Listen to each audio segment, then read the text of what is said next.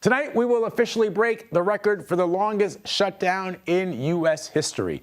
Senate Majority Leader John Thune may have hinted a resolution could pass this week, but listen what he and his Democratic counterpart said yesterday, both on the Senate floor. It's been 5 weeks since Democrats shut down the government. And once again, we start this week by asking, is this the week that Democrats end their shutdown? Democrats have been very clear from the start.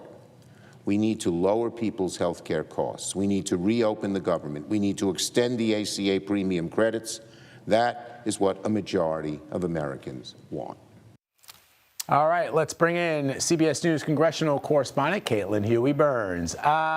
So it's interesting, Caitlin, I was talking to Joel Payne earlier this morning, who was on CBS Mornings, and he and Mr. Sullivan both agreed, both Republican and Democrat, that there might be a breakthrough this week because both parties don't want to make life difficult for Americans as we head into the Thanksgiving holiday. Once elections are over and we see where the political tea leaves are, then we might see something. What do you think about that theory? Yeah, Vlad, I mean, one thing is for certain in all of this uncertainty is that people are hurting. You've seen the lines at the airports. You've seen air traffic controllers taking on second jobs in order to make ends meet. You've seen people not receive their full SNAP benefits, people wondering if they can pay for groceries. This is hitting the poorest people of this country particularly hard. And so you and I have been talking for the past several days now about whether these pressure points are going to start to hit lawmakers. And I can say, Vlad, that they really are starting to feel it, at least up here on Capitol Hill. Today does feel different, and I'll explain why. There are these conversations going on among rank and file members from both sides trying to get a deal, and we're starting to see some kind of parameters emerge. And I say this is very early. There's still a long way to go. But basically, what seems to be on the table at this point is a vote to reopen the government and a vote at some point certain to vote on these health care premium extensions, Obamacare subsidy extensions, with those premiums going up. Now, that is not what Democrats had wanted in the first place. They wanted a guarantee that they could address these subsidies before they reopen the government. But Republicans had said, we're not entertaining anything until you reopen the government. So we could see some movement sometime this week. But Vlad, I'd caution, not likely today, which means that this will likely go down as the longest shutdown in American history. The question is whether lawmakers can get to something this week to reopen the government. Yeah, that is the big question. Meanwhile, the president, Caitlin, continues to push Republicans to abolish the filibuster. In all of this, I know he indicated to Norah O'Donnell during that 60 Minutes interview that he understood what the stakes were, but clearly John Thune also understands what the stakes are and doesn't want to go down that path. That's right. The president is reiterating his push for Republicans to abolish the filibuster. He had a very lengthy Truth Social post earlier today. I want to show you a little bit of that.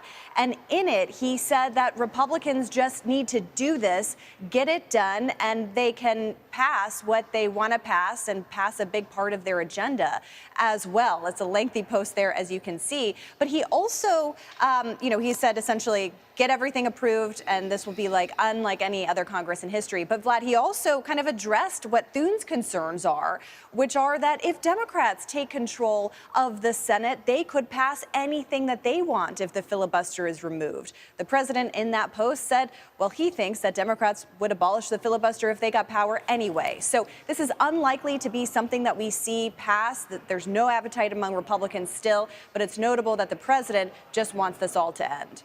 Yeah, for sure, as do most Americans. Caitlin Huey-Burns for us on the Hill. Thank you, Caitlin. I want to bring in CBS News White House reporter Aaron Navarro. So, Aaron, what else are we hearing about the White House as to how they can end this shutdown? I mean, it's interesting that the president, he's also playing hardball. He could meet with both Republicans and lawmakers and try to broker a deal. Instead, he's rejected meeting with them until they come around to the Republican way of thinking.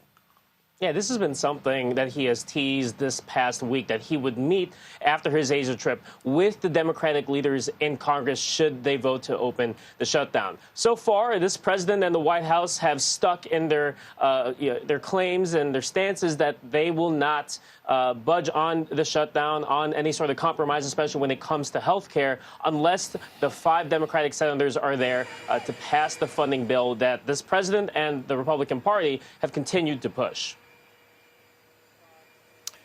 Right. So is this something then that the president thinks that, again, I go back to the filibuster issue because he really does want this to be the resolution for Republicans, and yet he says that if the Democrats were themselves in power, they would do this. But so far, that hasn't happened. It hasn't happened historically. So why would Republicans want to be the first ones to use that nuclear option?